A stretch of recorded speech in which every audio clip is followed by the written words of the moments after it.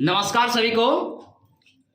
आज बहुत ही अहम चैप्टर हम लोग जो पढ़ने जा रहे हैं, ये आपका एग्जामिनेशन पॉइंट ऑफ व्यू से बहुत ही इंपॉर्टेंस है। इस चैप्टर के मुख्य मुद्दा जो हम लोग पढ़ेंगे वो है विश्व इतिहास का परिचय। विश्व इतिहास का परिचय का मतलब आपका हो जाएगा कि इतिहास क्या है, इतिहास की उद्भव कब हुई, इतिहास के साथ साथ मानवीय उद्भव कब हुई और कहां किस अवस्था में मनुष्य ने अपना स्थान को ग्रहण किया। ठीक है, तो फर्स्ट पॉइंट कहता है कि जब विश्व इतिहास को हम देखते हैं, विश्व इतिहास को हम देखते हैं तो हमें यह पता चलता है कि पृथ्वी की उत्पत्ति हुई, पृथ्वी की जब उत्पत्ति हुई और इसके साथ जब मानव का भी उत्पत्ति हुआ, मानव का भी उत्पत्ति हुआ, तो सबसे बड़ी चीज इसमें को देखने को हम लोगों को मिला कि मानव जब पृथ्वी आया, पृथ्वी के बाद जब मानव की उत्पत्ति हुई तो मानव की उत्पत्ति कैसे हुई, मानव की उत्पत्ति कैसे हुई। ठीक है, तो सबसे पहला पॉइंट मैं आपको बताने जा रहा हूं कि एडवर्ड लुईस महोदय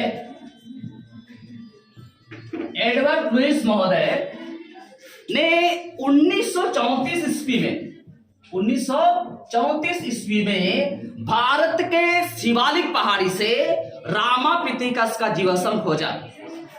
कहां से? भारत के शिवालिक पहाड़ी से इन्होंने क्या खोजा? रामापिथिकस का जीवाश्म, रामापिथिकस का जीवाश्म खोजा। जीवाश्म का मतलब साक्ष्य, प्रमाण। ठीक है, रामापिथिकस का इन्होंने क्या खोजा? जीवाश्म खोजा। इसी प्रकार 1856 में लार्ते महोदय, ठीक है, लार्ते महोदय को दक्षिणी फ्रांस से, कहां से? दक्षिणी फ्रांस से इनको क्या मिलता है? दक्षिणी फ्रांस से ये एक और जीवाश्म का खोज करता है जिनका नाम है ड्रायोपिथिकस,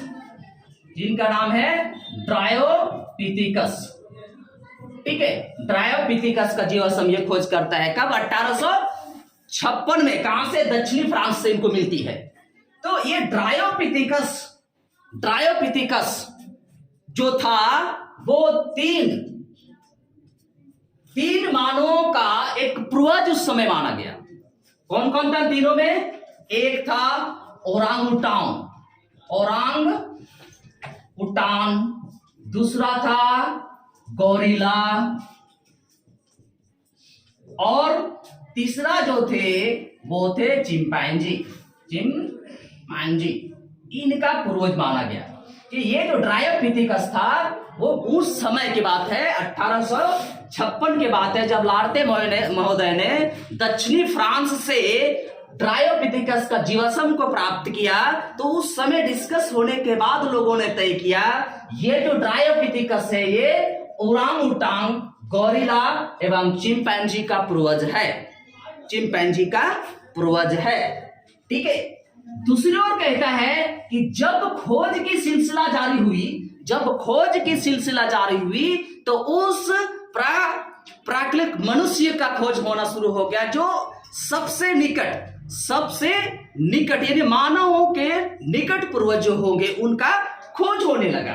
ठीक है, तो उनका खोज होने लगा प्राक मनुष्य सभ्य, इस मानव का खोज होना शुरू हो गया। ठीक है, इस मानव, ये जो वर्ड है ये ऐसी मानव है जो इस इतिहास के अनुसार जो मनुष्य का सबसे निकटतम पूर्वज माना जाएगा। सबसे निकटतम पूर्वज माना जाएगा। जब इनकी खोज होना शुरू हो गया, जब इनकी खोज होना शुरू हो गया, तो उसी समय एक और मनुष्य का खोज होता है जिनका नाम है ऑस्ट्रेलोपिथेकस। ठीक है, उस समय इनकी खोज जब चल रही थी, उसी समय एक मनुष्य का खोज होता है जिनका नाम है ऑस्ट्रेलोपिथेकस। ऑस्ट्रेलोपिथेकस, इस मानव का खोज होता है। ठीक है, इस मानव का खोज होता है। इस मानव में, ठीक है, ये कहां का है? ऑस्ट्रेलो अफ्रीकन। कहां का है? अफ्रीकन। ये जो मानव है, ये जो मानव के अंतर्गत क्या था? ये दो मानव था। पहला था जावा मानव, ठीक है, पहला था जावा मानव और दूसरा था पिंकिंग मानव। ठीक है, इस ऑस्ट्रेलोपिथेकस अफ्रीकन के जब खोज हुई तो इसमें पता चलता है कि दो मानव जो खोजा गया, एक था जावा मानव और दूसरी थी पिंकिंग मानव। ये दो मानवों की खोज होती है। इस समय जब लोगों ने डिस्कस किया, जब इतिहासकारों ने डिस्कस करने पर उनको पता चलता है ये जो जावा और पिंकिंग मानव था, ये दोनों दो पैरों पर ठीक है खड़ा हो सकता था। दो पैरों पर खड़ा हो सकता था। ठीक है, तो मैं क्या बताया कि जब ऑस्ट्रेलोपिथेकस अफ्रीकन मानवों का जब खोज हुई, इस मानव को खोजने के बाद इतिहासकारों को यह पता चला कि ये तो दो मानव थे, जावा एंड पिंकिंग, दोनों दो पैरों से चल सकते थे, खड़े हो सकते थे। ठीक है, चल सकते थे और खड़े हो सकते थे। इसी समय फिर से 1856 में ही पश्चिमी जर्मनी से, कहां से? पश्चिमी जर्मनी से, ठीक है, पश्चिमी जर्मनी से फुलराइट महोदय को, इनको जॉन कार्ट फुलराइट महोदय को एक घाटी है। क्या है घाटी? नियंडरथल घाटी। क्या है? नियंडरथल घाटी। इस घाटी से इनको एक मानव का, ठीक है, खोज होती है जिनका नाम होता है नियंडरथल मानव। नियंडरथल मानव का खोज होती है। कब की बात है? 1856 में। किनको मिलता है? ठीक है, किनको मिलता है? ये जॉन कार्ल फुलराइट महोदय को मिलता है। कहां से? पश्चिमी जर्मनी से। और नियंडरथल घाटी, जो नियंडरथल मानव का ही नाम रखा जाता है, इस घाटी के नाम पे ही नाम रखा जाता है। इस मानव में सबसे बड़ी खासियत, इस मानव में सबसे बड़ी जो खासियत थी वो थी ये मानव ने सर्वप्रथम आग का प्रयोग किया। ठीक है, यही नियंडरथल मानव ने सर्वप्रथम आग का खोज किया और इन्हीं को कहा जाता है विश्व इतिहास का, इन्हीं मानव को विश्व इतिहास का एक दार्शनिक मानव के रूप में इसे हम लोग जानते हैं। इन्हीं ने क्या किया? इन्हीं ने मध्य पुरापाषाण काल में, या मध्य पुरापाषाण काल का संस्कृति निर्माता इसी को कहा जाता है। कौन है? संस्कृति निर्माता इसी को कहा जाता है। कौन सा मानव को? ये नियंडरथल मानव को ही संस्कृति निर्माता कहा जाता है। ठीक है, इसके बाद फिर से खोज जारी रहा। फिर से 1868 ईस्वी में, 1868 ईस्वी में, ठीक है, फिर से लार्ते महोदय को, ठीक है, दक्षिणी फ्रांस से ही एक मानव की ओर खोज होती है। कहां से? क्रो-मैगनन घाटी से। ठीक है, क्रो-मैगनन घाटी से, ठीक है, लार्ते महोदय को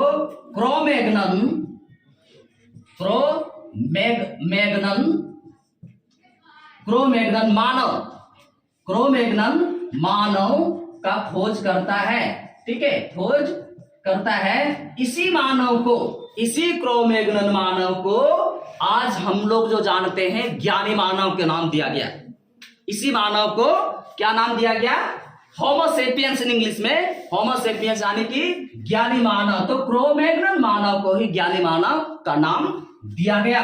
ठीक है। दूसरी ओर कहता है जब क्रो-मैग्नन मानव जब आता है, ज्ञानी मानव आता है, वो क्या करता है? 35,000 ईस्वी पूर्व में, कितना?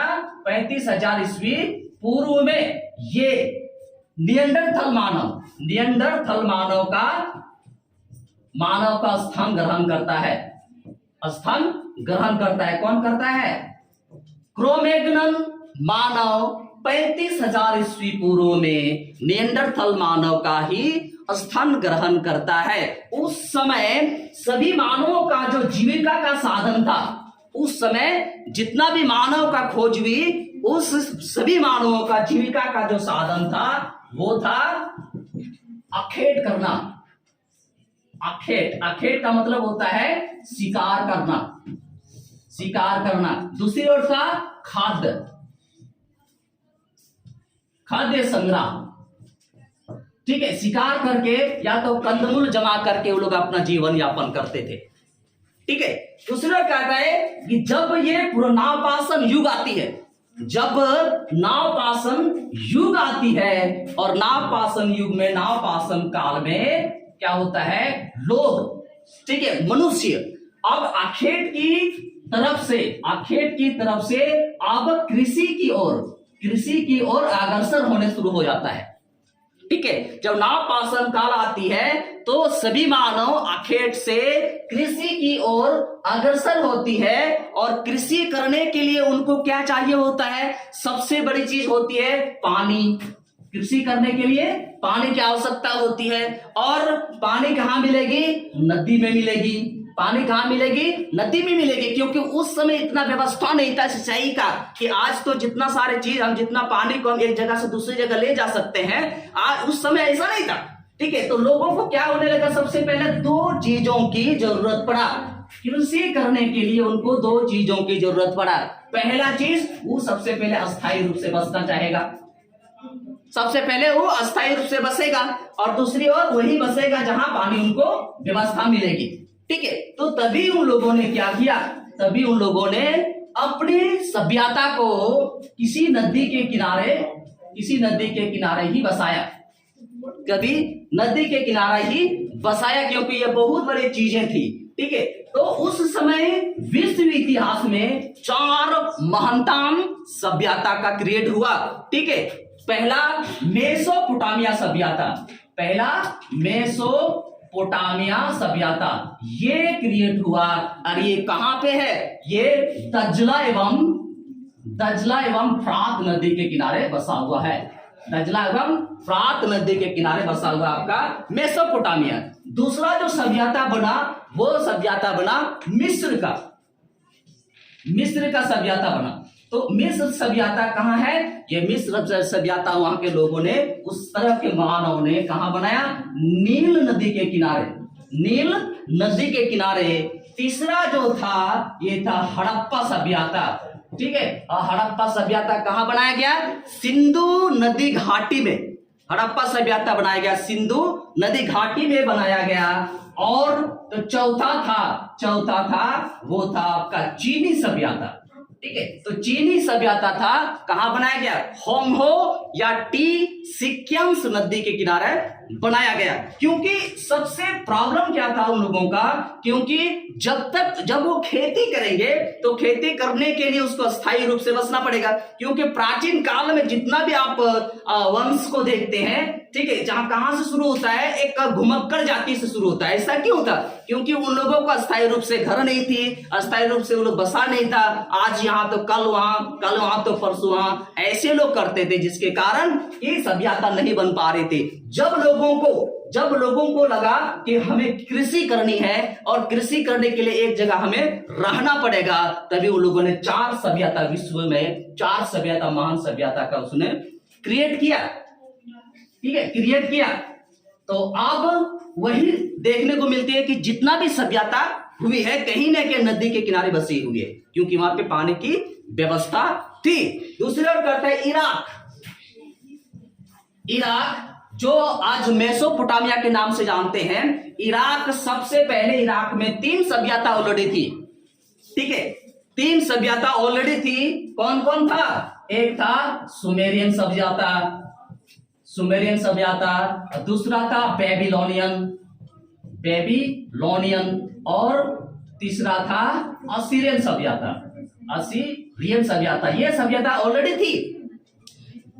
इसी मेसोपोटामिया सभ्यता के अंतर्गत सबसे पहले लोगों का जो जीवन देखने को मिलता है, वो मिलता है शहरी जीवन या शहरी समाज देखने को हमको मिलता है। ठीक है, तो जब इराक मेसोपोटामिया बना, उससे पहले सुमेरियन, बेबीलोनियन एंड असीरियन, ये ऑलरेडी 3 सभ्यता वहां पे अस्तित्व में था।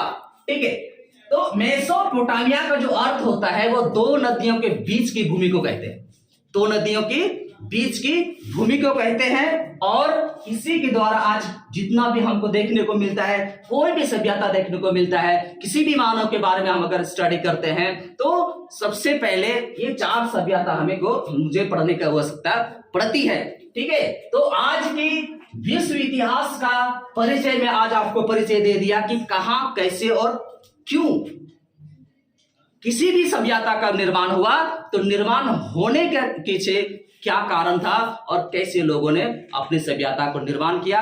और इस वीडियो को आप लोग जरूर से जरूर देखिएगा, क्योंकि बहुत सारा चीज, ये पार्ट 1 आपके पास जा रही है, फर्स्ट स्टेप है, और आने वाला समय में सेकेंड स्टेप आपको मैं जरूर दूंगा।